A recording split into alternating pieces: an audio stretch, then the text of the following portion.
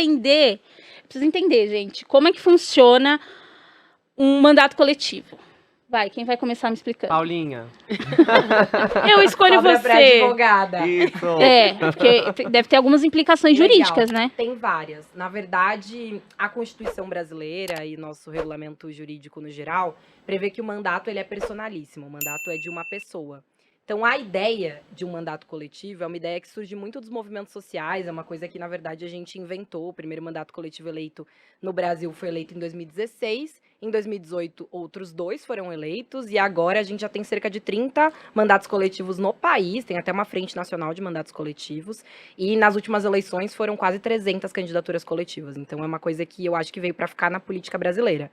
Mas a implicação, basicamente, é que o mandato, apesar de ser personalíssimo, ele pode ser, e deve ser, na nossa avaliação, é muito legal que ele seja compartilhado com outras pessoas. Então, a ideia da bancada feminista surgiu daí. Surgiu da ideia de transferir, não para uma pessoa, um mandato, mas para um projeto político, que é um projeto político feminista, coletivo, Que é o antirracista. certo.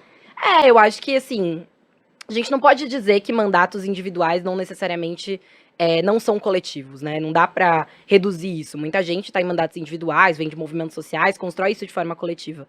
Mas quando a gente se propõe a construir, compartilhar um mandato, no nosso caso, como covereadoras, um mandato só entre 5 covereadoras, a gente consegue também ampliar a voz desse mandato, consegue enraizar mais esse mandato nos territórios, nos movimentos. Então, pra gente quebrar um pouco essa ideia muito personalista, messiânica, que é super perigosa na política brasileira, é uma coisa legal. A gente tira isso de uma pessoa e transfere para um projeto político. Então tem uma pessoa de vocês que é responsável, que assina, e aí as outras são co-vereadoras. Isso. Mas assim, mesmo a que assina também se nomeia politicamente como co-vereadora, para não ter essa diferenciação. Juridicamente. Mas juridicamente sim. Lá nos termos jurídicos, sim. E vocês estavam me explicando nos bastidores que vocês vão ampliar. Como é que vai ser isso? Bom, Fala, Cid. E aí a Carol fala também. Tem a candidatura de 2020, que foi a bancada feminista, que foi Pra eleita. vereadora. Foi a candidatura mais votada do pessoal em São Paulo. Foi a segunda. A segunda mais votada. E a 7ª da cidade. A 7ª da cidade. Chegou na Câmara de Vereadores, um movimento de ocupação de mulheres na política, muito bem sucedido.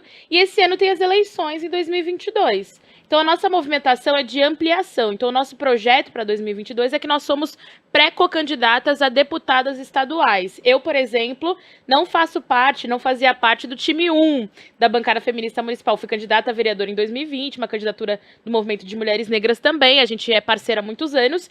E agora eu me somo a elas, assim como a Mari Souza, para sairmos co-candidatas a deputadas estaduais, numa candidatura coletiva de mulheres negras. E esse é um movimento de ampliação política, onde as nossas co-vereadoras, 3 permanecem na Câmara, a Silva, a Nath e a Daphne, e elas continuam tocando o mandato. Eu, inclusive, sou assessora da bancada feminista, faço várias coisas já com as meninas no cotidiano ali, das políticas na Câmara, e a gente está ampliando para disputar uma vaga na Câmara, na Assembleia Legislativa, né, apresentando esse programa, também com as meninas, num movimento estadual que chama SP Feminista, onde a gente tem rodado o Estado, Andresa, construindo uma série de propostas com ativistas, militantes de vários movimentos sociais em todo o estado de São Paulo, para construir esse programa para o Estado dessa vez. Então é uma ampliação, e uma ampliação com protagonismo das mulheres negras, das mulheres trans, das educadoras, das militantes de movimento social, né? Então a gente é múltipla e também apresenta que as mulheres negras são múltiplas e estão em muitos lugares.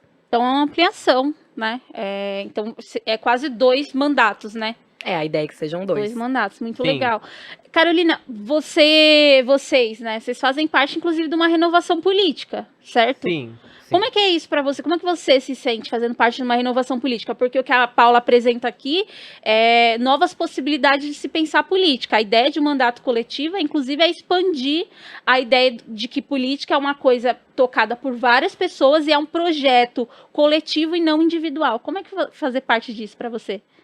Para mim é muito bacana, porque desde 2009, né, que eu faço parte de movimentos populares, e depois eu comecei me organizar na esquerda a partir das jornadas de junho de 2013, né? Que eu acho que foi ali um momento que várias pessoas começaram o ativismo de forma mais coletiva, mais organizada.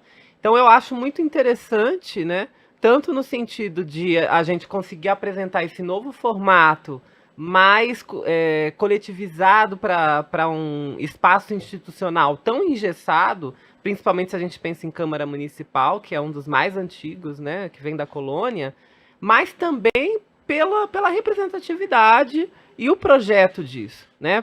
Eu acho que a gente tem amadurecido, né, para um entendimento da representatividade como forma e conteúdo, né?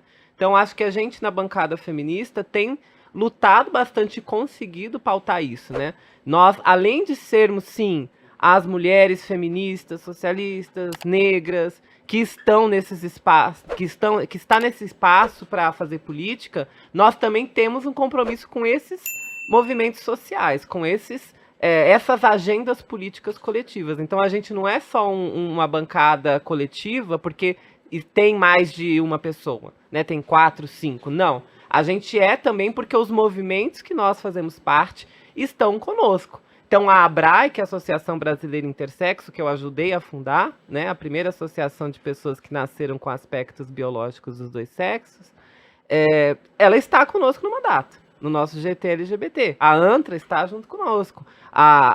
Os movimentos sociais LGBTQIA+, por eu ser a primeira parlamentar intersexo, está conosco. O movimento de AIDS, por eu ser a única que vive com HIV abertamente, também está conosco. E assim sucessivamente. O MNU se soma a nós, está junto conosco através da Simone, né? A Fronte, o movimento anticárcere, né? Os movimentos de enfrentamento à segurança pública fascista estão todos através da Paula. E essa síntese, né, de projetos e de movimentos sociais, né, se juntam dentro da bancada feminista, né? Como se fosse uma encruzilhada mesmo, eu acredito.